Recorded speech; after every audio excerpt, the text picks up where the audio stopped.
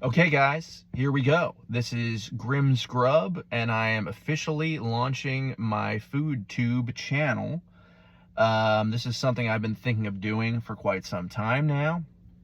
The timing never seemed right, but I guess better to just start and launch into it rather than constantly putting it off. So here we are.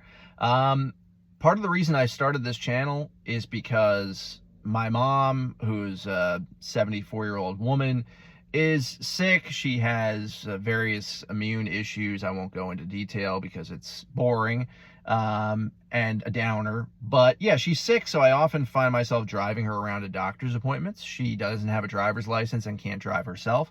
And while I'm just driving around the city of LA with lots of downtime, I figure why not pop into some restaurants, do some food reviews, mukbang stuff, whatever. So we're going to be sort of experimenting with different things to see what sticks on this channel. I feel like for this one, I'm going to start with a longer video, and maybe if there's any footage from it that's usable, I'll turn that into shorts or whatever, because that seems to be maybe the more successful way of using this platform. It's all up in the air because I really don't know what I'm doing. So without further ado, let's jump into it. I got Jack in the Box today, just because it was the easiest thing to find in the area where I am right now, which is sort of like mid-city LA. So right by the Beverly Center, there's not much fast food there. So I guess let's start by just breaking down what I actually have here. I have the new bacon double smashed burger. Let's take a look at that, see what that's looking like. There you have it. Okay, looks pretty decent. Large size to it, that's cool. I also got their snack wrap sort of knockoffs. I don't know what they're officially called. And these look decent. Let's see what the sauce to pickle ratio is like. Okay, a lot of sauce, a lot of lettuce, a lot of pickles. Sort of a rip-off version of the McDonald's snack wrap, as I said. And I got two of those because there was some sort of deal. So let's just start with these, honestly, because it makes the most sense. They're like a little appetizer type situation. And let's see how these are. I don't know.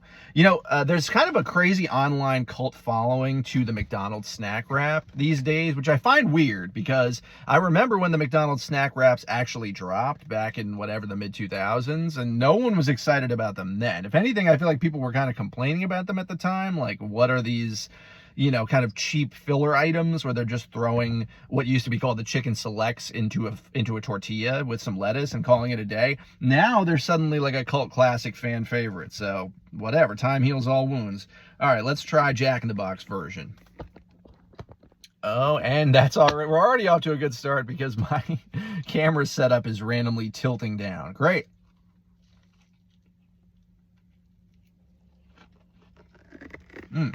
Okay. Okay, that's good. That's already good.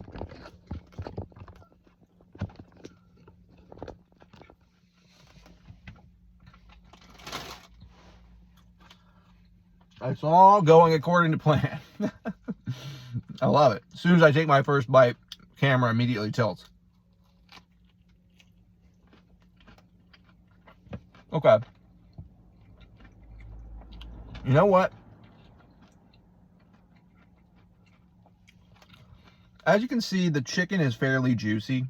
It's a pretty substantial tender. It is bigger than the tenders I remember for the snack wraps. The cheese is melty, and there's some sort of a zingy, like ranch type sauce in here. But the issue that I'm having with this right now is that there's a lot of tortilla, and the tortilla is very spongy. It's very dense, and it kind of takes a lot of jaw power to chew through it. and it overwhelms the chicken, it overwhelms the cheese and the vegetables, and the sauce is sort of lost in the mix. So I feel like if there was less tortilla, or if it was just a thinner type of tortilla, I'd be more open to this. It's not bad. It'll fill you up. I think it was a 2-for-$6 deal, which isn't great, honestly. I do feel like there could probably be a better deal than that. But shit, in this economy, like, if you can eat anything of any substance for under $10, that's a deal. Which is insane, but that's how it is.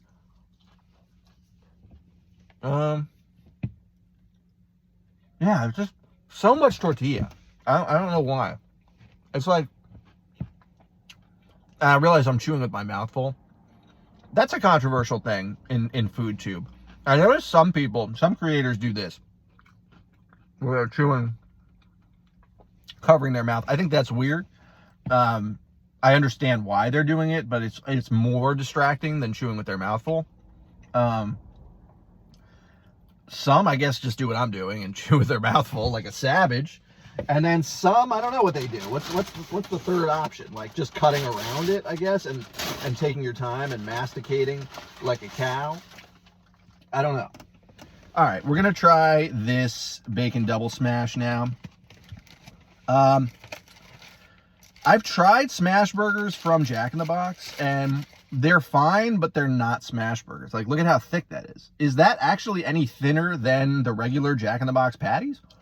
I don't really know what makes this a smash burger, honestly, other than it has, like, some blackened, kind of crispy-ish edges to it, as you can see there. They're sort of blackened, but I don't know. I just don't really get it.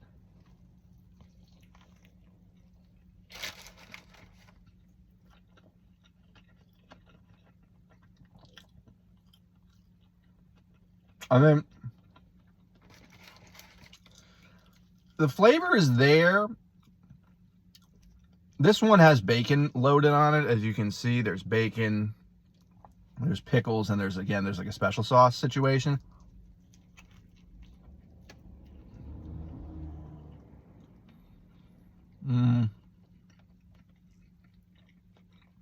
Yeah. There's not enough sauce. The meat is kind of dry. It's weird to say that it's overcooked, because obviously all fast food is going to be overcooked, but it's overcooked. Like, it's just charred, and it loses all flavor. It's kind of a meat disc.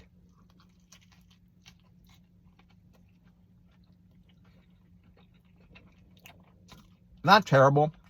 Oh, I just spit. That's nice.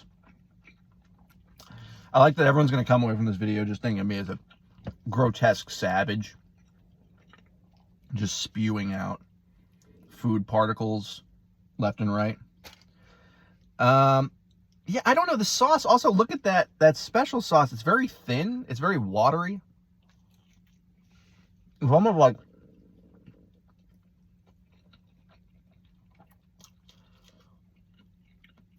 it's like liquid. It's not even sort of a Big Mac sauce consistency.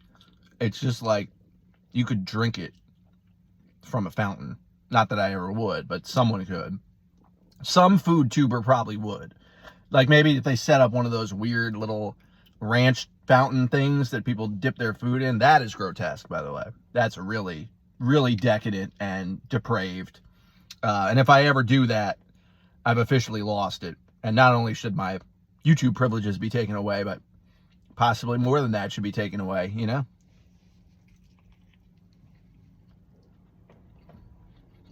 Okay.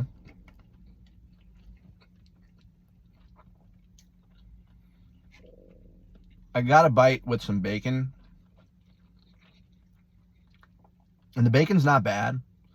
It is semi-crispy. I wouldn't say really crispy, but at least it's not the really floppy, stretchy kind that you sometimes get at Wendy's.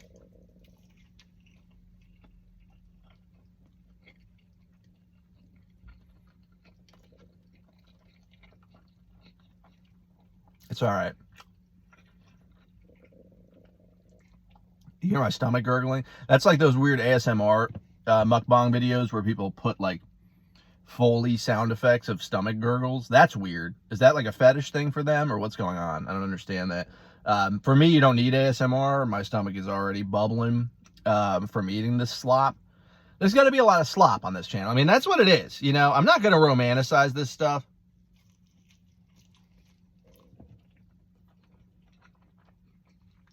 It actually bugs me a little bit when people on FoodTube treat fast food like it's really something special and kind of put it on a pedestal or have like Stan Wars, you know, like, you know, I'm Burger King K, you know, Carl's Jr. is my op. We're not doing that. It's all slop. It's all mass-produced and sold for cheap because the ingredients are cheap. Not for cheap enough, though, apparently. And, yeah, it's nothing special. It's not terrible. You know, I've eaten worse. I would say in this case, this is actually, like, decent. Jack in the Box is in my top, I don't know, top 5, let's say, fast food spots that one would encounter regularly, you know? There are some things that I wouldn't even count in that category. Like In-N-Out, for example. You know, I live in LA. Of course, everyone ranks In-N-Out highly. I do like In-N-Out, but the amount of time and effort one has to put into going to an In-N-Out, like waiting in that line and shit, it makes it not worth it to me. At least not worth it to do regularly, you know. If you see a McDonald's, if you see it in Jack in the Box, whatever, on the side of the road, you can just pull in. Whatever, it's going to take 5 minutes. If you see an In-N-Out, you know, you're going to be in that line for 20 minutes or something. And yes, it's good. The quality of the meat and the ingredients is better. But it's not something, like, it goes beyond the realm of fast food almost because of the wait time, for the most part. So that's my take on it. And I will be reviewing some local spots too. I want to do, you know, LA has a big food scene, so obviously I would like to do some of the talked about sort of hipster influencer spots, of which there are a lot. I live in the Santa Monica area, and that's actually sort of an underexploited area for food influencers, creators. I feel like I don't see a lot of reviews coming from there specifically, so I'm going to try and source some of the stuff from there, but honestly, I can only really do this when I have these opportunities of just having been sitting in the car for a while, and that's usually when I'm taking my mom to an appointment. And that's like, I would say twice a week, probably. Some days more, depends. Some days, some weeks less. So yeah, enough about me. I will review the food. I gave you my rundown of what I liked and what I didn't like. I would say ratings-wise, on a fast food scale, again, I have to establish that there's going to be a fast food scale and there's going to be a real food scale, which obviously has to be elevated. On a fast food scale, I would give the fake snack wrap, the Temu snack wrap, probably like a,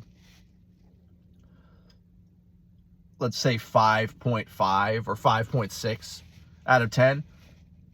Just above middle, like very middling, very middle of the road. And I would give the bacon smash burger a 6.4 out of 10.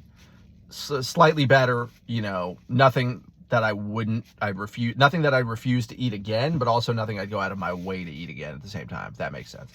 So yeah, there you have it. First FoodTube review. Should have got my shirt ironed, obviously. I'm recognizing that now. Also, some technical difficulties with my camera doohickey. Last question, why do we have to do these in our cars? Why is it so important that we record these food video things in our cars? Like, it's almost like mandatory. From what I've seen, when food creators don't record them in their cars, they actually like demonstrably get less views and less of a reaction. But why? What is the benefit? Why do you guys like seeing food reviewers do this in their cars? Let me know in the comments if there are any comments. Not inherently predicting that there will be or any views, but hopefully there are, and maybe you guys can cue me in on why that's such a prerequisite for these things. Until the next review, this is Grimm's Grubs, Grimm ''S, or if you view my banner, Grimm's Grubs, that's an artistic choice. It's not at all because I used AI to create it. This is Grimm's Grubs signing off. Have a good one, guys.